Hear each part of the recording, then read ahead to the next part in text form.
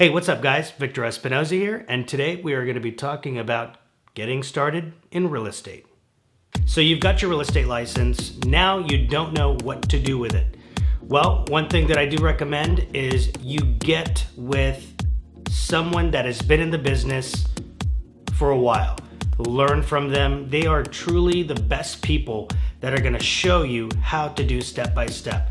Yes, there's a lot of great information online out there, but the most important information and for you to actually learn how to do everything is watching someone do it. The first time I got into real estate, I was working with my mother-in-law. She's the one that showed me the ropes. She had over 30 years of experience, and I pretty much absorbed everything that I could to implement into my real estate business, along with studying as many people as possible, looking to see what other people are doing for marketing. The one thing, it's just knowing and kind of getting an idea of their creativity and what you can use from them and apply it and make it your own.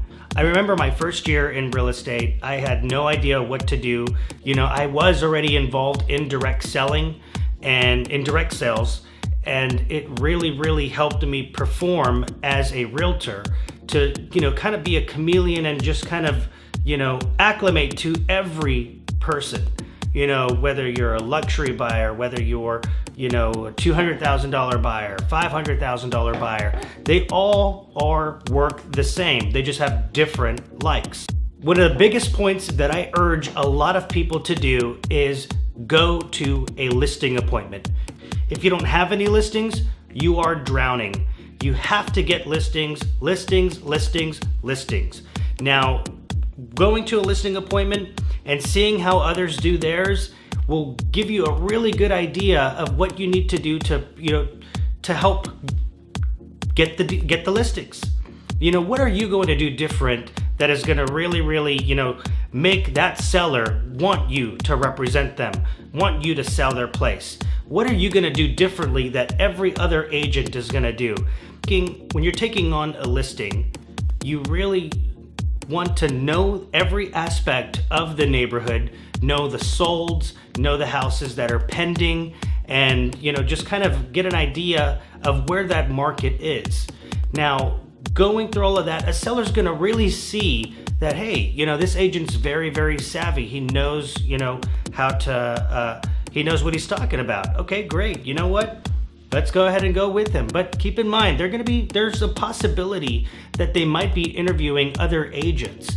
So you want to go in there, you want to look your best, you want to be as professional as possible. And most of all, and what's most important, is you want to have as much credibility to know that everything that's inside of that market is yours. You know it, and you want to go inside that listing, with your head up high, and you're going to get that listing. You want to have that knowingness and that confidence when you go in there. You want to just you don't want to be talking, but most of all, you want to be there and listen. And you want to look at everything that you can describe in order to sell. Because as a realtor, you are a salesperson. A salesperson is someone that sells, okay? You're not just going to be Mr. Humpty Dumpty, showing house after house after house after house after house after house. People are looking at you to gain knowledge, to gain, what's going to be the best offer, what can we go in? They're expecting you to save them money, but at the same time, you want them to know that you are the best person to work with. So as far as selling is concerned, you want to go in there, of course, you want to get your client, the seller, the most money possible, but at the same time, you have to look at every single aspect of that house and make sure that you have justifiable price. You want to look at it through an appraiser's eyes. Yeah, you could have, the way I like to explain it, you got three ways to do it. One, Victor, I needed to sell this house like yesterday. Two, okay, we can go market value. The price is not as aggressive, but it's got a little bit of room, but you're in market. But number 3 is what I always warn sellers. I'm like, look, this is not where I want to be, but if you have time to be able to sit on your house, ultimately, this is where it gets very risky.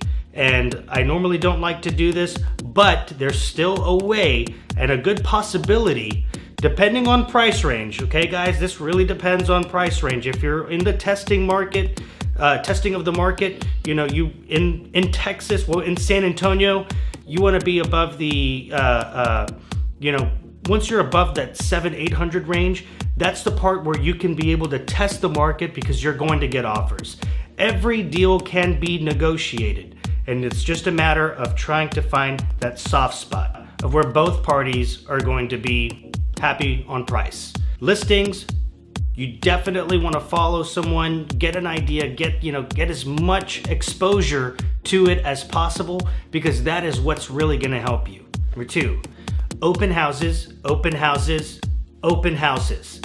Those are going to be where you pick up your buyers, sometimes possibly sellers. Now, when you're marketing for open houses, you want to make sure that you have it already pre-marketed about a week before, so that way people have time. It has time to be able to hit the websites. People have time to be able to prepare for it. Saturdays and Sundays, those are the best time for open houses. I personally do mine 1 to 4. Sometimes we'll do, you know, a special preview for the neighborhood before the actual 1 to 4. However, when you're doing these open houses, you've got to make sure that you have everything prepared, prepped. You know, make sure you have your sign-in sheets. If you don't have your sign-in sheets, people are just going to walk inside your house and not, you know, and just kind of get the tour on their own. Now, keep in mind, guys, ultimately, the goal is to sell that particular house. Now, with the selling of that house also comes with picking up buyers. If that house is not the right house for them, you want to be able to talk and listen to what they're looking for. Now, if you listen, they'll tell you. They'll tell you exactly what they're looking for, perhaps indirectly, but as time goes on, you're going to get an idea. And then if you know the market well, you're going to be able to think of a house that they're already telling you about. And then once you get their information, and you have to make sure you figure out exactly what they're looking for around the house. Now, going throughout the entire house, you're going to figure out what they want. Now, this is where your salesmanship takes part. If you always have to ask, and maybe indirectly, you think this house is going to work for you because, you know, you're there to sell the property. And if it's not going to work for them, you find them the house that's going to work for them.